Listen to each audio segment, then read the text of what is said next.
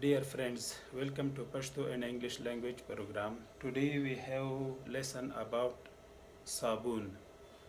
Sabun means soap. Da the sabun chakai da. This is a bar of soap. Soap means sabun.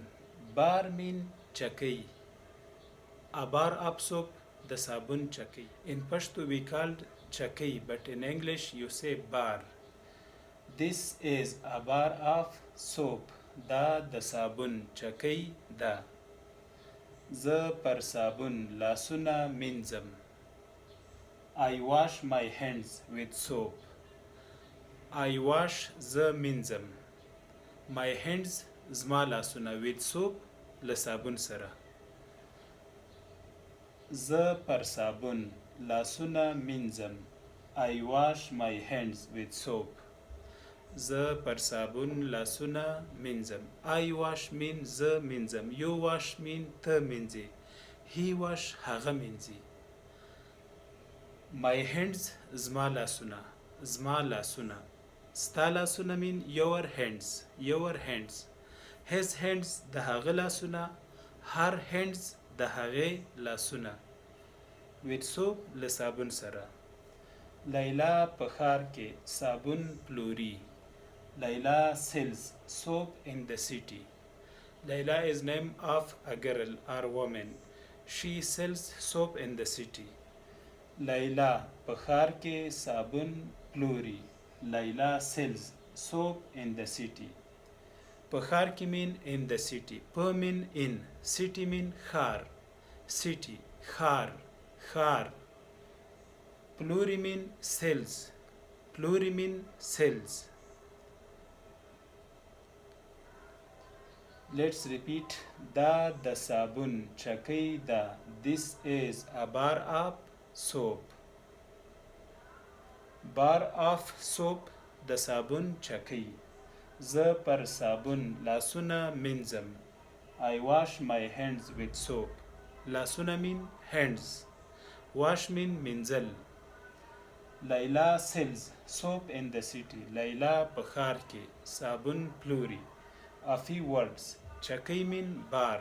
Chakai. Chakai. Lasuna. Lasuna mean hands. Lasuna. Lasuna mean hands.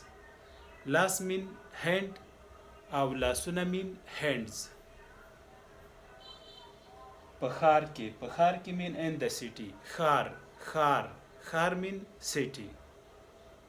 Cells mean plural. Bar chakai. Chakai. Hands lasuna. Plural mean cells. City mean khar. Okay. Those who wants to learn English from these lessons, let's repeat for them. This is a bar of soap. Da the sabun chakai da. Bar mean chakai. دویمه خبر دا چې سوپ شروع ته وای او سوپ صابون ته وای. I wash my hands with soap. زه خپل لاسونه صابون سره مینځم یا زه پر صابون لاسونه مینځم. I wash mean زه مینځم. You wash ته مینځې. You wash your hands ته مینځې خپل لاسونه په صابون. لیلا sells soap in the city. لیلا په ښار کې صابون پلوري. لیلا په ځای ویلی سي باور sells soap in the city یا ویلی سي we sell soap in the city. ګرانو ملګرو پښتو زده کړه فیسبوک پاڼه او یوټیوب چینل در سره سبسکرایب او خوښ کړئ. غزا نور هم زما فیسبوک دی او همدې نوم سره زما ټویټر او لینکدین هم دی. پښتو زده کړه یوټیوب چینل او فیسبوک پاڼه کې تاسو د پښتو انګریزي پښتو لیک لوست پښتو ګرامر په هکله درسونه لیدلی لوستلی سئ. مختلفې لړۍ له 2 کلونو راهیسې روانې دي او په کور تاسو ته زده کړې شرایط برابروي. دا ډول که تاسو غواړئ چې آنلاین زده کړې له پښتو زده کړې سره وکړئ نو موږ ستاسو خدمت کې یو. ښه وخت.